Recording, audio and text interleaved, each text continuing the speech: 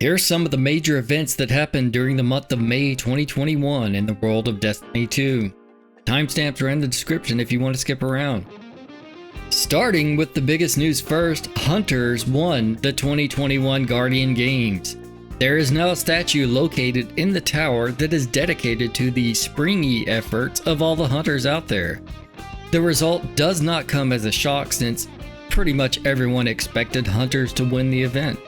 There are significantly more Hunters than Warlocks and Titans. It would honestly be pretty disappointing if Hunters lost. RIP, tiny statue dedicated to Titans for the 2020 Guardian Games victory. Season of the Splicer began on May 11th. Here's a picture of this season's roadmap for anyone who missed it. We are still early into the season, but I'll go ahead and rate the override activity at about a 7 out of 10 on the fun scale. The Gambit mechanics remind me a lot of the contact activity from Season of Arrivals last year. It's a little disappointing that Bungie is already reusing mechanics for seasonal activities. I think they could beef up the fun a bit more by adding more enemies. I've noticed that I'm having to fight with teammates to get a lot of kills. I like to shoot things, so give me more things to shoot. Last season's Battleground activity was better in that regard. In addition to the override activity, a new weekly mission named Expunge was added. I've run through this mission and I have similar feelings to what I stated about override. Last season did things a bit better. If Expunge is meant to be the equivalent of the Presage mission from last season, I have to lean toward Presage as being the better activity. It looks like there is more variety to Expunge as it changes weekly, so I may change my mind on that point by the end of the season. One thing that does greatly interest me this season is the story.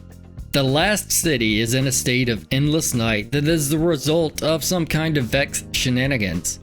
Mithrax returns to the game and he's an okay guy in my book for giving us that amazing Outbreak mission a while back. We also have these guys. Baby Fallen. Yeah. Mithrax and his crew come to live at the city, and he helps us splice into the Vex network to try to deal with the aforementioned Vex Shenanigans.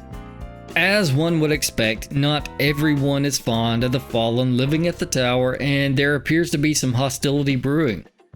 We are still early in the story arc, and I'm really enjoying it so far. I'm hoping for an epic conclusion to the season based on some of the rumors floating around.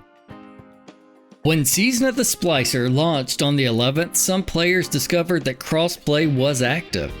Crossplay is an upcoming feature that will allow Guardians to play with one another regardless of their platform.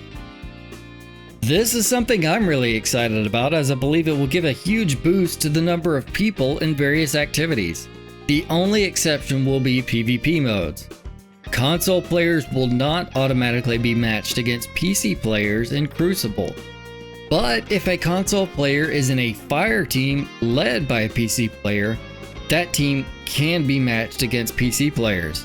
The crossplay activation at the start of the season was a bug that was quickly addressed on May 13th. Bungie later enabled a temporary strike playlist for a few days as a way to do some testing on crossplay functionality. Crossplay is officially scheduled to release next season. Get ready to reunite with the old fire team. Transmog was introduced into the game with the launch of the new season, and it has had quite a bit of controversy already. Transmog is the system that allows you to convert previously acquired armor into a universal ornament. I made a video earlier this month about how earning Synth Strand is time gated. If you aren't sure what that means, Synth Strand is an item that is supposed to drop when you get kills. You need 150 of these in order to purchase a bounty that will allow you to earn an item that will transmog one armor piece. Well, it turns out you can only earn one Synth Strand every 2 minutes. That turned a grindy activity into something that requires hours to transmog just one armor piece. It makes the prospect of earning all the possible synth weave for all 3 characters highly unlikely for me. I was hoping that Bungie would announce a change to this grind before I made this video, but nothing yet. Fingers crossed that they get rid of the time gate. The Vault of Glass raid from Destiny 1 has made its way to Destiny 2. The raid dropped on May 22nd and Clan Elysium won the world's first race. Since Vault of Glass wasn't a new raid, the world's first race required teams to first complete the normal version of the raid, and then immediately complete a second run with all challenges enabled. A little bit of an unusual situation, but Bungie had to do something since everyone was already familiar with the raid. I ran through it with my friends this past weekend and had a blast. Vault of Glass is probably the #1 reason that I became a Destiny diehard. I never played games like WoW, so I was completely unfamiliar with the idea of raiding. After running through it the first time all those years ago, I was hooked. Raiding can be challenging if you don't have a regular group of people, but I do think it's worth the effort to start searching. If you want my advice, hit up a website named the100.io. This is the site I used a few years ago to find the group of friends I still raid with today. LFG sites and services can be hit or miss, but I had a lot of good experiences with the people I met on the 100.io. I'll drop a link down in the description below. Why am I rambling about this LFG website? That's because Vault of Glass is so much fun that you need to find a group and check it out ASAP. Raiding in Destiny 2 is the most fun available in the game. Find a group, defeat Atheon, then do it again. If you end up with a group of people you don't enjoy raiding with, then find another group.